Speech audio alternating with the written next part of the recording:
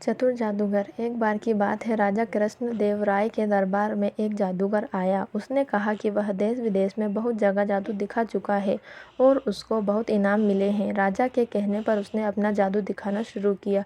उसने कहा कि यह जादू एक प्रकार की हाथों की सफाई होता है। अगर किसी की नज़रें तेज हो तो वह इसे पकड़ भी सकता है। आप सब इस जादू को ध्यान से देखिए। उसने एक कबूतर के ऊपर लाल कपड़ा डालकर उसको अंडे में बदल दिया। वह बोला, किसी ने देखा मैंने कबूतर को कैसे अंडे में बदल दिया? किसी को मेरे हाथों की सफाई का पता चला? मैंने यह कैसे किया? क्या यह दरबार में सभी लोगों की आंखें कमज़ोर हो गई हैं? इसके बाद उसने उस अंडे के ऊपर लाल कपड़ा डाला और उसको सोने के सिक्के में बदल दिया। इसके बाद भी उसने सभी लोगों से पूछा, किसी को पता चला? उसने तेनालीरामन को कहा कि तुम तो बहुत बुद्धिमान हो, लेकिन इस जादू के खेल में बुद्धिमानी काम नहीं आती। तुमको तेज नज़रों से इसे पकड़ना होगा। फिर उस जादूगर ने कहा कि ध्यान से देखना कैसे मैंने सोने के सिक्कों को हवा में गायब करता हूँ।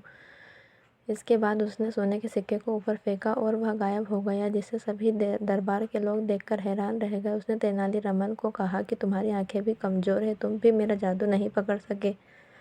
इसके बाद वह दरबार में मौजूद सभी लोगों से कहने लगा कि कोई ऐसा व्यक्ति है जो मेरे जैसा कुछ करके दिखा सके। उसके घमंड को देखते हुए तेनालीरामन ने कहा कि जो मैं बंद आंखों से कर सकता हूँ वो तुम खुली आंखों से भी नहीं कर सकते। उसकी बात सुनकर जादूगर बोला कि तुम बंद आंखों से करोगे, अगर मैं खुली आंखों से नहीं कर सका तो मैं तुम्हारा गुलाम बन जाऊंगा। यदि मैंने वह कर लिया तो तुम मेरे गुलाम बन जाओगे। जब यह बात तय हो गई तो तेनालीरामन के कहने पर सैनिक लाल मिर्च का पाउडर लेकर आया। तेनालीरामन ने अपनी आंखों को बंद किया और लाल मिर्च का पाउडर को अपनी आंखों के ऊपर डाल लिया। उसके बाद अपनी आंखें खोल ली। यह देखकर जादूगर ने सोचा, अब तो मैं फंस गया हूँ। अगर मैंने लाल मिर्च का पाउडर अपनी आंखों में डाला तो मेरी आंखें फूट जाएंगी। अगर मैंने ऐसा नहीं किया तो मुझे तेनालीरामन का गुलाम बनना पड़ेगा।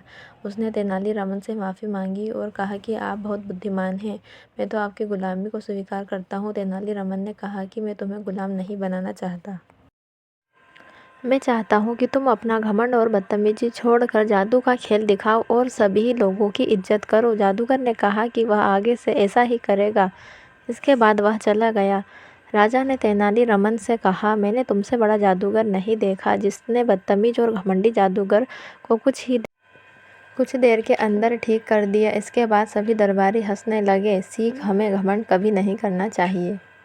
आशा है आपको कहानी पसंद आई होगी। लाइक करना बिल्कुल भी ना भूलें। चैनल पर नए हो तो सब्सक्राइब करें। Thanks for watching.